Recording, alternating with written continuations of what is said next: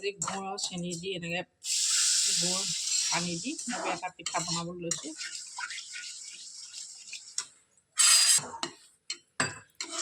ইয়াতো গুড় দিছোঁ আধা কাপ, চেনিও অলপ দি দিছোঁ।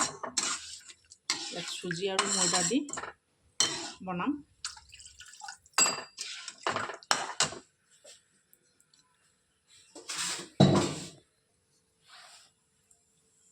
ইয়াত মই চুজি আৰু ময়দা, চুজি 1.5 কাপ লৈছোঁ, ময়দা আধা কাপ লৈছোঁ। ইয়াত বেকিং অলপ দিম।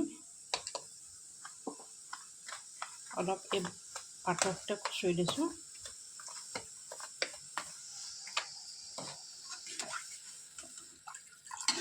ইয়াত গুড়টো গলি যোৱালৈকে লৰাই থাকিম।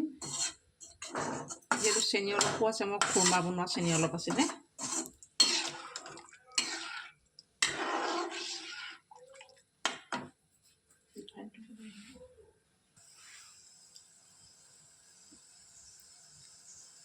ইয়াত লগতে মই ৰিফাইন 2 চামুচ দি দিছোঁ।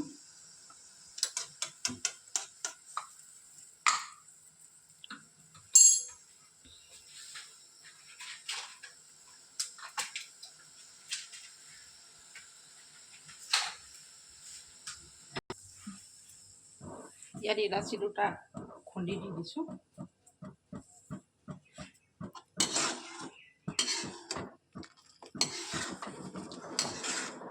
সেই গুড়খিনি গলি হেৰি হৈছে। ইয়াত মই এতিয়া চুজি, ময়দা এনেকৈ দি থোৱা এইবিলাক দি দিম। এতিয়া অলপ পিঠাগুড়ি খুন্দি থাকিম।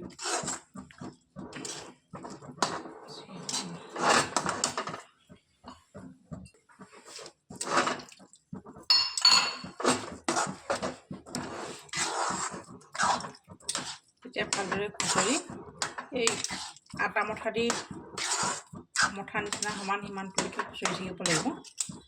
গোটা হৈ যোৱালৈকে ভালকৈ খুচৰি ল'ব লাগিব।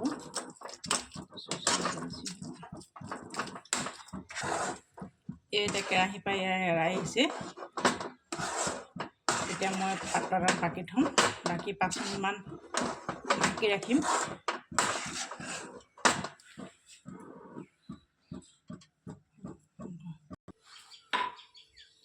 এতিয়া মোৰ চুজি হেৰি ঠাণ্ডা হৈ গৈছে।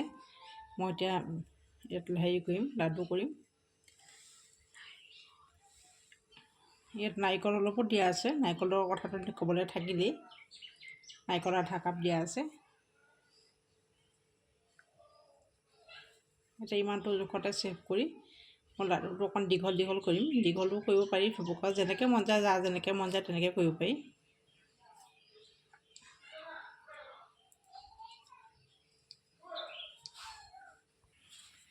এয়া বনাই মেলি মই এই লাডু বনাই হৈ গৈছে। ইয়াতে তেলত দিম।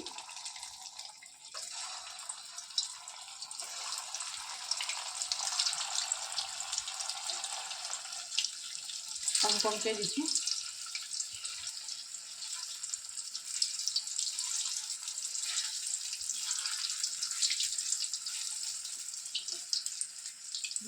কম এনেকৈ অলপ অলপকৈ লৰাই থাকিলে হ'ব। বেছিকৈ লৰাই দিলেও ভাগি যাব।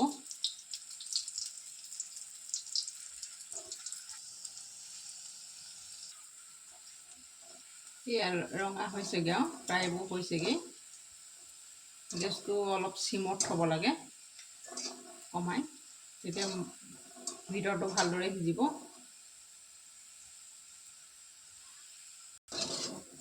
এইকেইটা প্ৰায় হ'লেই। মই এতিয়া কাঢ়ি থৈছোঁ।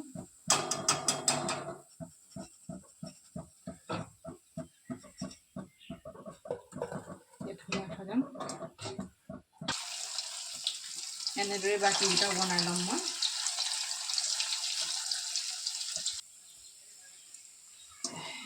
ইয়াত এয়া এনেকৈ বনাই আছোঁ। এইকেইটা হ'বই আৰু।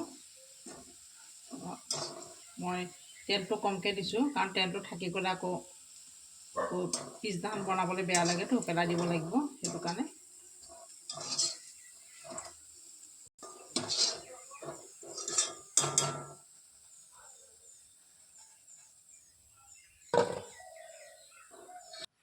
এয়া মোৰ চুজি, নাৰিকলৰ আৰু ময়দাৰ হেৰি হৈ গ'ল। এয়া চাওক কি ধুনীয়াকৈ ভিতৰটো সিজি গৈছে, খাবলৈও বৰ ধুনীয়া মজা হৈছে। এয়া চাওক শব্দটো শুনি চাগে নিশ্চয় গম পাইছে।